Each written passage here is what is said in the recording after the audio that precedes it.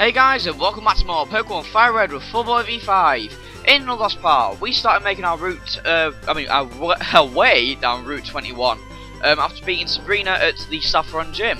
And in this part, we're going to be carrying on down Route 21 and heading forward to Cinnabar Island. So let's just start off by battling these trainers here, and I'll flash up the Pokémon that appear on screen now, since I didn't do it in the last part. Now obviously, because there's a lot of water type Pokemon around here, of course you don't have to be bothered about Magikarp because the shares I've already demonstrated early on in the Let's Play. But you're obviously going to want to have a Pokemon that's decently strong against water types, or just a strong Pokemon in general really. I'm going to get no EXP from all this because I bet all he has is Magikarps. All he had were Magikarps, and he himself even said at the end of the battle they just don't make the grade, do they? Why use them then, honestly? It jazzles me, as I've said so many times before. You want to know if the fish... you want to know the fish are biting? I would like to know the fish are biting. I'd rather know what kind of rod you're using, because if it's the wrong kind of rod, like your third leg, then, you know. And we have Seeking here, which is the first time I've seen a Seeking, I think. It's the evolved form of Goldeen. This thing can actually be pretty devastating. I'm not sure if it's this generation where it can learn it, but it can actually learn the move Horn Drill, which is a one-hit knockout move. And oh, for God's sake, do not start with the bloody Supersonic today. No, Charizard. No. Oh, I said no. Listen to your trainer. It's not like you're level 70. Come on. Kill it. Touch it with your wing. Thank you. Bloody hell, honestly. And I actually have quite a bit to talk about. First up, there was the Nintendo Direct conference. Or, not conference, but more of a video. If I want to talk... now I haven't actually watched it yet, but I've been informed sort of what was on it. I don't really have an idea what Miiverse is yet or anything like that. It's some sort of social interaction. Charizard just gained 666 experience points. Oh my god, it's the devil! But anyway, yeah, the Wii U. It looks pretty interesting. It can do a lot more than I thought it could. There was a sort of a thing on IGN that I actually saw from Lucajin's Twitter, and it was of the family watching something on TV from the Wii U, and someone had got a picture of a cock, or a cartoon cock, on the Wii U controller and put it on the TV, so the whole family were like, how did that get there? Oh my god! Which I thought was pretty funny. If you can actually do that, then that'd be amazing, but let me just take out this Seeking here, because Wing Attack is obviously not making the grade, like the Magikarps. But yeah, not too much to know about the Wii U from the conference, but from what I've heard, it seems pretty good. I'm still definitely going to be getting it, obviously. It's Nintendo, and, you know, it's something new, so I just wish they'd make a normal console for once, but I mean, like the game, well, they have done it before, obviously, but I wish they'd do it again, so, anyway, let's just heal Charizard with our extra super potions here that I'm probably never going to use, apart from now, and maybe later in the Let's Play, if I run low on health. Anyway, let's carry on down here, though. We actually have a double battle here, I think. Is it double battle? Yeah, it is, okay. A battle? Ian, can't you do it alone? Actually, you're the one who asked me to battle, so that's kind of weird, but interesting thing about the third generation is that if you started off with the fourth generation or fifth generation, you'll know that if you find two people and you walk in front of them and they're both in your line of sight, they'll both battle you and engage in double battle. This wasn't introduced until Emerald, so at the moment you can only do a double battle with I'm gonna say self-uptake here. You can only do a double battle with people who were standing together, like a couple basically. Not a couple as in like boyfriend and girlfriend, but just a couple as in like brother or sister or something like, you know what I mean? So, and I don't know why I used Dig there, and it's kind of impossible to use Dig in a bloody ocean floor, which Pokemon Mystery Dungeon made logic of. I'm just gonna remove that bloody Apple update from my computer screen and move, please. Go away. I don't want to update my Apple shit because I don't even use all the Apple crap on this computer. Right, there we go. Okay, so, oh crap, is Charizard fitted? Oh no, he's Dorganic, bloody hell, what was I thinking? And as you saw there, Drill Peck is freaking awesome, and Dig is not. I actually use Dig because I always get confused if Seedra's poison type or not, because, yeah, as you can see here, Seedra's ability is Poison Point or something else, and Poison Point is something that when you attack it physically, it has a chance to poison the Pokemon, a bit like Static really, but with poison. Let's just use an antidote here that we got early on in the LP. And Charizard's now level 42, so let's see who I want to train up next. I'll go for Electabuzz actually, because we've got a few water type Pokemon here, so. And why is my... You know what, Dazzle, you do confuse me sometimes. I can't wait until I can actually get a new capture card. And that is something that I've done. I've been complaining ages about this bloody headset. And I've actually ordered a new one now. Granted, it costs quite a bit. It costs like 30 quid, I think. Almost as much as the Dazzle, but... I had the money, so... And speaking of money, I'm going to be going to a Pokemon tournament with Game of the 98 and Snavians X3 in July in Manchester. So if you're there, just come say hi. I think Game of the 98's already said what he looks like, so I'm sure I'll be there with him anyway. So unless I'm in a battle kicking ass, because you know that's just the way I roll. But yeah, I'm super hyped up about this because it's the first like major Pokemon tournament, like proper Pokemon tournament I've ever been in. I've been waiting to do like a proper Pokemon tournament ever since I started playing the game, so I'm very excited indeed. Let's see here, just use Swift to finish it off. But yeah, I can't wait. I don't really have a team sorted out yet. I have like a box full of all 100s, and I've actually raised them all by myself, but not like hacked or anything. And most of them are EV trained and things like that, but I need to find the right combination really.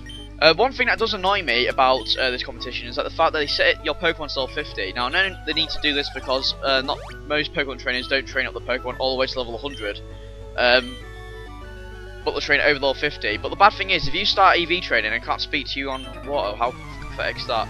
But if you don't start EV training until after level 50, that means that all your EV training is basically gone to waste because the stats only have like a massive gain after you start EV training, and if you've only like started EV training after level 50, it sets the stats to level 50 as they were at level 50 anyway, so it kind of just wastes all your work with the EV training. So you really do need to make sure you do it before level 50, which can be annoying because even if you started before level 50, like level 30 or 20, most of the time you don't gain all the EVs you could do until you're after level 50. So it's annoying, but it's alright really. Most of the Pokemon I've got have decent stats at level 50 anyway, so it's just a bit irritating really. And the good thing is that the banned the major Ubers from the tournament. I don't use Ubers anyway, apart from maybe a few Dragon types, but I don't really mind Ubers that much, but say an official tournament, that would kind of miff me off a bit because they are seriously overpowered, so. And if you don't know what Ubers are, they're actually Pokemon that have a base stat over, I think it's 600. I think. I might be wrong on that. I think it's a base stat a total of 600 or over. And like all legendaries have that basically. But most Dragon type Pokemon that are banned from the tournament, or legendary Pokemon altogether, they have around 680 base stat total, I think, which is extremely high. Only Arceus has the base stat total of 720, which is the highest base stat total of any Pokemon, so. But yeah, extremely excited about it. I still don't know what my team's going to be, like I just said, but I need to start working on it, to be honest. I've already thought like loads of combinations, Al, but you know, lot of strategy in Pokemon. A lot of people say it's for kids and that, but it's a lot more complicated than kids would understand about EVs and IVs and natures and things like that, I think. So, and also, what I do find kind of funny is that there's no age like divisions or anything like in the Pokemon World Tournament where you have like Masters Division and Seniors Division and things like that. So they've actually put an apology on the actual website saying, "Oh, we do apologise if parents bring their little kids and they're actually matched up with someone much older than them." So I was joking to Game of the 98 and Snavians X3 saying, "Oh, if we're lucky, we'll just get little kids all the way through the tournament because then we can just own them." So, but yeah, I'm very excited about it. Don't want to talk too much about it, but yeah, I'm extremely excited. Game 98 is going to be recording it and putting it on his channel. I might be doing some recording, so I'll put what I actually record on my channel, but otherwise, I don't know. I mean, I would like to record with a camcorder or something, but I don't actually have one, as I've said before, my 300 sub special. And the only thing I could really record with is my 3DS, and that don't really have too much good quality. And I won't really want to be like dragging my 3DS out and recording, but I might do. I'm I'm actually going to be using my 3DS for battling. I'm going to be using my DSi because that has all my data on it. And that is something I'm actually skeptical about doing with playing Black and White 2 on my 3DS, because although the 3DS's backwards compatibility is good that it can do it, I'm not really fond of it because, well, it's kind of blurry. And the thing is, you don't notice it on most games, but on Pokemon I do notice it because everything's kind of sharp and not pixelated as such, but more pixelated than, well, you can notice it if it goes blurry, basically. That's what I'm trying to get across. Which can be extremely annoying when I've played it on the 3DS, so... But I'm sure I'll get used to it. But the only reason I'm playing it on the 3DS is because of the AR capture and things like that, and exclusive things that come to the 3DS. And have I gained Electable Self 42? Yes, I have. Let's bring out Alakazam, actually. Now, if we want to get to Cinnabar Island, we'll actually be able to go to the gym straight away, because it will be locked, as you'll see in a minute. But right now, I'm in a triathlon meet. Does that mean you're currently doing a triathlon? Because if you are, you're just standing there, you're not really doing that well. Right, I should be the last trainer. Yes, and it is. We are here at Cinnabar Island. Now, in Cinnabar Island's a pretty interesting place. Seeing as, for some reason, right, you can clearly see there is no volcano here, right? Right? Yeah, it's in gold, silver, and Heart Gold, Soul Silver, and Crystal. Cinnabar Island is basically just a Pokemon Center because the whole island's been blown up by a volcano, basically. But there's no volcano here, which is weird. But anyway, let's just head over to the Pokemon Center, just so we can heal up our Pokemon and touch a few people in there. And then we'll start exploring the island a bit. So, yeah, that's all nice and lovely jubbly.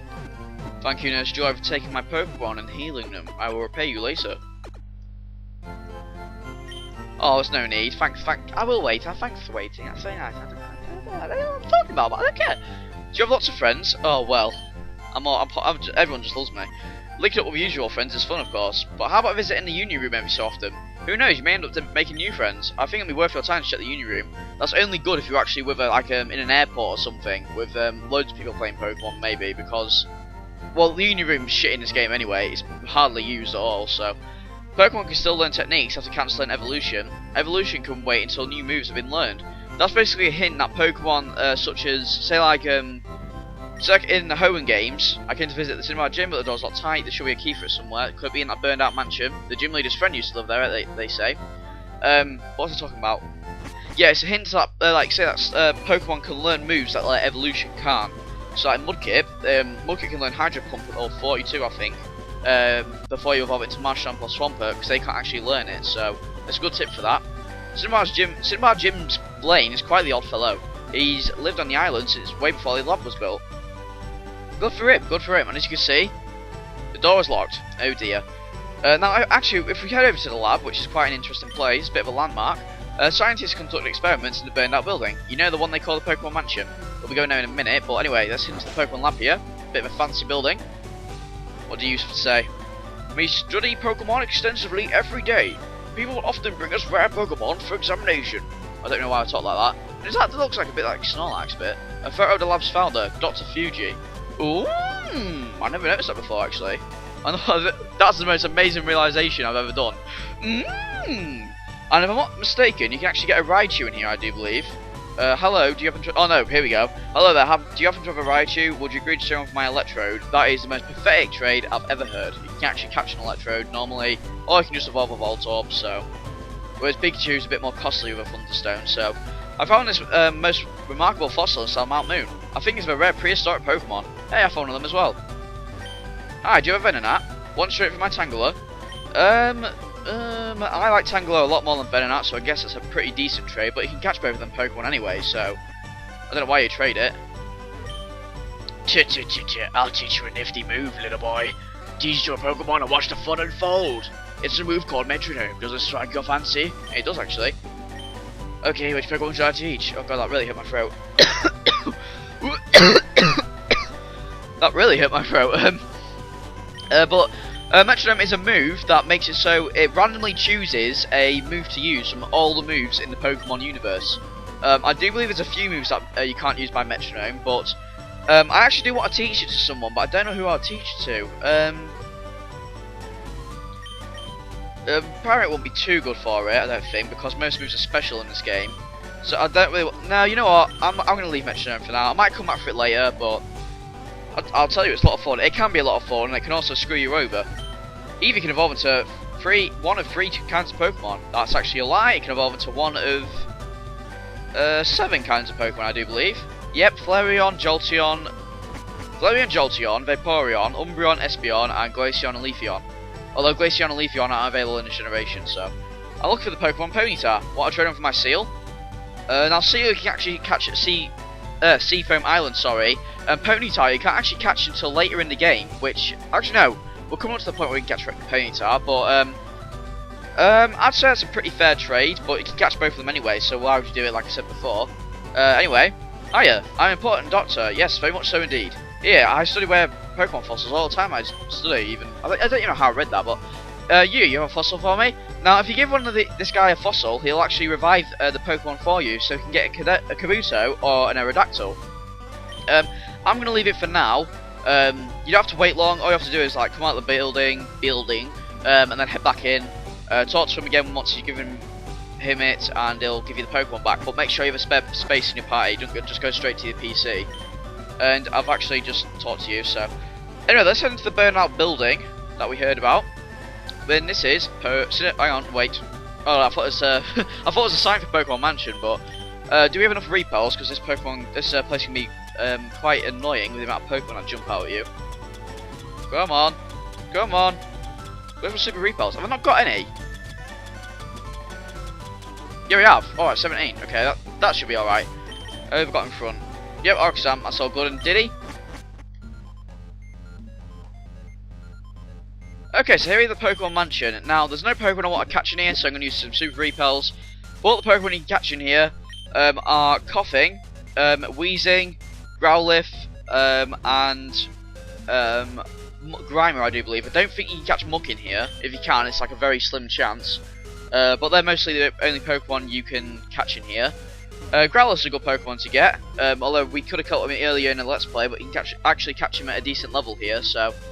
and anyway, the gimmick of this place is that there is a statue somewhere that resembles a certain Pokemon. And if you press it...